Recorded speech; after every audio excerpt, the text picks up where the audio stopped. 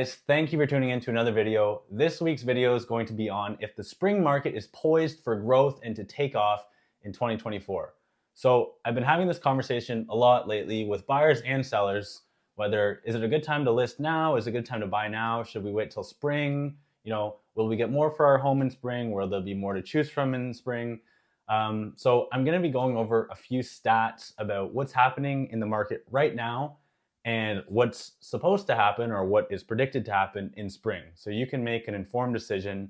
Obviously, you're going to speak with me, but make an informed decision about what the best option is for you, whether you want to roll the dice, wait till spring, or if you want to take advantage of what's happening in the market right now. So let's get into some stats to put this February to spring market into perspective. Rounding out 2023, Canada technically had its lowest sales volume year since 2008. So we all know what happened in 2008, and we all know what happened in 2023. Now, the market is predicting, and people in the industry are predicting that 2023 was a down year. 2024, there's going to be some pent-up demand. There's going to be people looking to make a move. There's going to be buyers looking to get into the market. And that's all true, and that's all fine. But in order to do so, these people have been holding off for a reason, and that reason is uncertainty and mostly rates. Like if we're thinking first-time buyers, they just can't qualify to purchase at today's rates. And then people who want to move, maybe they don't move because it doesn't make sense to upsize or downsize whatever's going on with their financial situation with today's rates. So they're just staying put and holding. I think rate cuts may be pushed back farther than people think. March 6th rate announcement, I think that's going to be a hold. I mean, we're still seeing inflation elevated.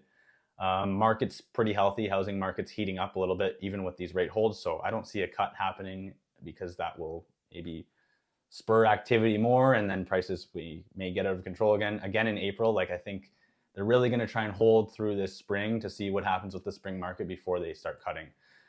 So again, pent up demand and people looking to make moves, but if the economics don't allow it, people still hold off. So let's look at some stats. So if we're looking at January 2024 numbers, months of inventory is a great stat to look at because it shows you the supply of what's on the market. So Belleville, we have 2.0 months of inventory in January. Quinte West, 2.4. Prince Edward County, 7.0. So Belleville, Quinte West, we're in seller's market territory. That's low inventory, not a lot of homes on the market. So definitely sellers have the upper hand because buyers in the market, there's not much to choose from, right? If we look back to November of 2023, Belleville had 4 months of inventory, Quinte West 3.9, Prince Edward County 9.5. So balanced market territory in Belleville, Quinte West. I mean, we're buyer's market territory in Prince Edward County both times. We're seeing elevated inventory in November. Obviously, the story I've talked about in Prince Edward County before is there's always kind of been elevated levels of inventory in the county, but now people are selling second homes. They're selling Airbnbs.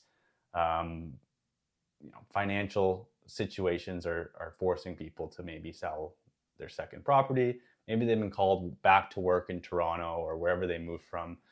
So different market in the county than in Belleville and Quinte West. If we look at the last week of what's going on in the market, in my MLS search criteria, I basically have a big radius around my service area.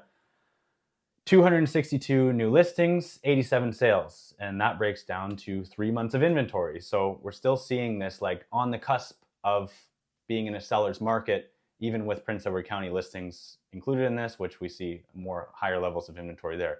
So if you're a seller, do you want to sell in a market where it's a seller's market, there's less inventory, your home stands out against others because there's not as many to stand out against?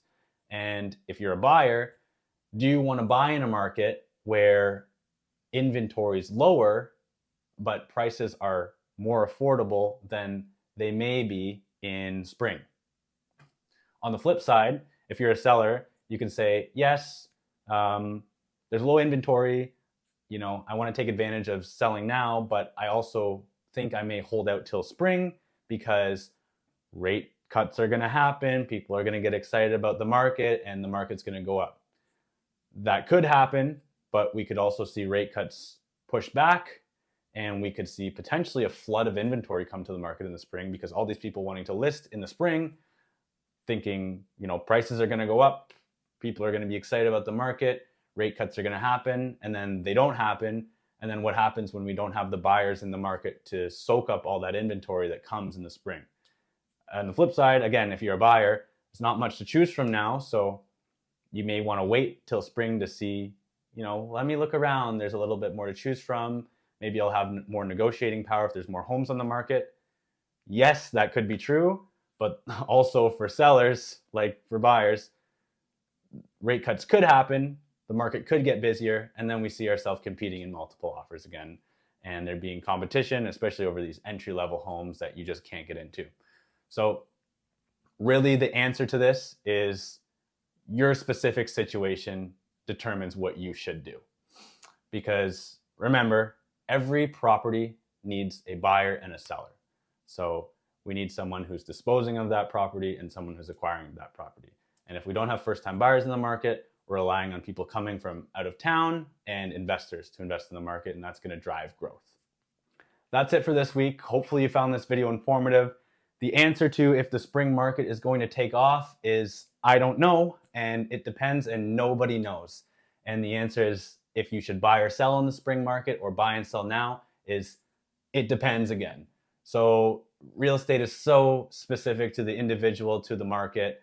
No two cases are the same. So it's always best to have a conversation about your current scenario, your current situation, and what makes the most sense for you. Thank you again for watching these videos. Hopefully you're finding some value in these, and we will see you next week for a new video.